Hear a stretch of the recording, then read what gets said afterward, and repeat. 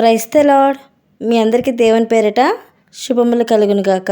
ఈరోజు మనం లేవియాకాండం 11 నుండి 15 అధ్యాయాలను ధ్యానం చేసుకుందాం. ధ్యానం చేసుకునే ముందు చిన్న ప్రార్థన. ప్రియమైన పరలోకపు తండ్రి, ఈరోజు నీ వాక్యాన్ని నేర్చుకునే అవకాశం ఇచ్చినందుకు నీకు కృతజ్ఞతలు. లేవియాకాండంలో ఉన్న నీ ఆజ్ఞల ద్వారా నీ పరిశుద్ధతను మాకు అర్థమయ్యేలా చేయు. నీ ప్రజలు ఎలా జీవించాలో నీవు నేర్పినట్లు మేము కూడా నీకిష్టమైన జీవితం జీవించడానికి సహాయం చేయము. నీ వాక్యాన్ని అర్థం చేసుకునే జ్ఞానం మాకు ఇవ్వము. పాత నిబంధనలో నీవు ఇచ్చిన ఆజ్ఞలు యేసుక్రీస్తులో ఎలా నెరవేరాయో మాకు చూపించు. నీ సత్యం మా హృదయాలను మార్చేలా చేయు.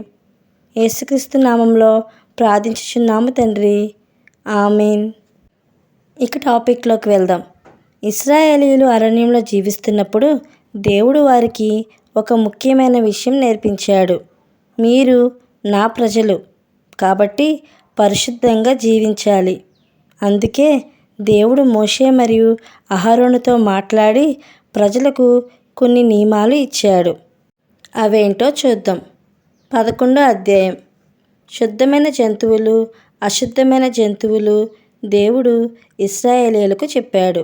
ఏ జంతువులు తినవచ్చు, ఏం తినకూడదు. తినవచ్చిన జంతువులు: మొదటిది, చీలిన కాలిగిట్టలు ఉండాలి. 2, మళ్ళీ నెమలే జంతువులు, ఉదాహరణకి గొర్రె, ఆవు, మేక. తినకూడని జంతువులు: పంది, ఒంటె, కుందేలు. సముద్రంలో కూడా దేవుడు నియమం ఇచ్చాడు. తినాల్సినవి తొక్కలు మరియు రెక్కలున్న చేపలు, తినకూడనివి తొక్కలు లేని జలజంతువులు. పక్షుల్లో కూడా కొన్ని తినకూడదు అని చెప్పాడు. అలాగే కొన్ని చిన్న జంతువులు కూడా అశుద్ధమైనవని చెప్పాడు. మీరు పరిశుద్ధులై ఉండుడి, ఎందుకంటే నేను పరిశుద్ధుడను. దీనికి అర్థం దేవుని ప్రజలు ఇతరుల కంటే భిన్నంగా జీవించాలి అని. కానీ యేసుక్రీస్తులో దీని యొక్క నెరవేర్పు ఏంటో చూద్దాం. యేసు వచ్చిన తర్వాత ఈ ఆహార నియమాలు పూర్తయ్యాయి. బయట నుండి మనిషిలోనికి వెళ్ళేది అతన్ని అపవిత్రం చేయదు. మార్కు 7:15. అంటే పాపం బయట నుండి కాదు, మన హృదయం నుండి వస్తుంది. ఇప్పుడు 12వ అధ్యాయాన్ని చూద్దాం. ప్రసవం తర్వాత శుద్ధి. ఒక స్త్రీ బిడ్డకు జన్మనిచ్చిన తర్వాత ఆమె కొంతకాలం శుద్ధి ప్రక్రియలో ఉండాలి. అబ్బాయి పుడితే 40 రోజులు, అమ్మాయి పుడితే 80 రోజులు. తర్వాత ఆమె దేవునికి బలిని అర్పించాలి. ప్రసవం తర్వాత కూడా దేవుని సమక్షంలోకి రావడానికి శుద్ధి అవసరమని దేవుడు చూపించాడు. ఎందుకంటే మనిషి పాప స్వభావంతో జన్మిస్తాడు. నెరవేర్పును చూద్దాం. యేసు తర్వాత మనకు కొత్త జన్మ వచ్చింది. ఎవడు క్రీస్తులో ఉంటాడో అతను క్రొత్త సృష్టి. 2 కొరింథీ 5:17. ఇప్పుడు 13వ అధ్యాయాన్ని చూద్దాం. చర్మ వ్యాధుల్లో ఒకటి కుష్టి రోగం. ఎవరైనా వ్యక్తికి తెల్లటి మచ్చలు, గాయాలు, చర్మంలో మార్పులు ఉంటే అతన్ని యాజకుడు పరిశీలించాలి. అది కుష్టి రోగం అయితే ఆ వ్యక్తి శిబిరం బయట ఉండాలి. అతను ఇలా చెప్పాలి, నేను అశుద్ధుడను అని. పాపం కూడా ఇలానే ఉంటుంది. మొదట చిన్న మచ్చలా మొదలవుతుంది, తర్వాత మన జీవితాన్ని పూర్తిగా ప్రభావితం చేస్తుంది, మనిషిని దేవుని నుండి దూరం చేస్తుంది. ఇప్పుడు నెరవేర్పును చూద్దాం. యేసు కుష్టి రోగులను స్వస్థపరిచాడు. ప్రభువా, నీవు ఇష్టపడితే నన్ను శుద్ధి చేయగలవు. మత్తయి 8:2.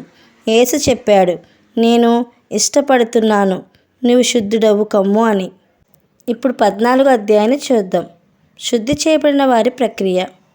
కుష్ఠిరోగం నుండి ఎవరు స్వస్థత పొందితే ఒక ప్రత్యేక శుద్ధి కార్యక్రమం ఉంటుంది.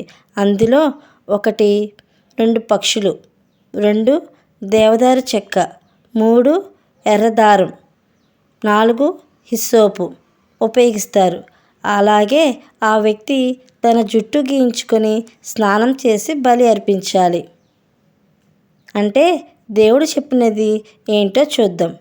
శుద్ధి అంటే కేవలం ఆరోగ్యం కాదు, దేవునితో సంబంధం తిరిగి పునరుద్ధరించబడటం.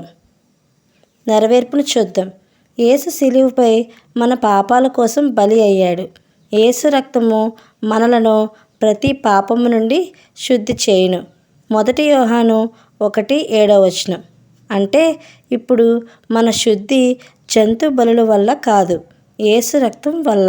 ఇప్పుడు 15వ అధ్యాయాన్ని చూద్దాం. శరీర అశుద్ధతలు. దేవుడు శరీరంలోని కొన్ని అశుద్ధ స్థితుల గురించి చెప్పాడు. ఉదాహరణకు రక్తస్రావం, శరీర స్రావాలు. అలాంటి సమయంలో ఆ వ్యక్తి తాత్కాలికంగా అశుద్ధుడవుతాడు. కాబట్టి శుద్ధ ప్రక్రియ చేయాలి. దేవుడు తన ప్రజలకు నేర్పినది పరిశుద్ధత అంటే కేవలం ఆరాధించడం కాదు, జీవితం మొత్తం పరిశుద్ధంగా ఉండాలి. నెరవేర్పు. యేసు ఒక రక్తస్రావం ఉన్న స్త్రీని స్వస్థపరిచాడు. నీ విశ్వాసం నిన్ను స్వస్థపరిచింది. మార్కు 5:34. అంటే యేసు దగ్గరకు వచ్చిన వారు శుద్ధి అవుతారు. ఇప్పుడు 11 నుండి 15 అధ్యాయాల యొక్క ఆత్మీయ అర్థమేంటో చూద్దాం. ఈ అధ్యాయాల్లో దేవుడు ఒక గొప్ప విషయం చెప్పాడు. దేవుని ప్రజలు శరీరంలో, ఆహారంలో, జీవితంలో పరిశుద్ధంగా ఉండాలి. ఎందుకంటే దేవుడు పరిశుద్ధుడు కాబట్టి మీరు పరిశుద్ధులై ఉండుడి. పాత నిబంధనలో దేవుడు ప్రజలకు పరిశుద్ధత నేర్పించాడు. కొత్త నిబంధనలో యేసు ఆ పరిశుద్ధతను మనకు ఇచ్చాడు. ఆహారం శుద్ధి కాదు, బలి శుద్ధి కాదు, యేసు మాత్రమే నిజమైన శుద్ధి. చివరగా ప్రార్థన చేసుకుందాం.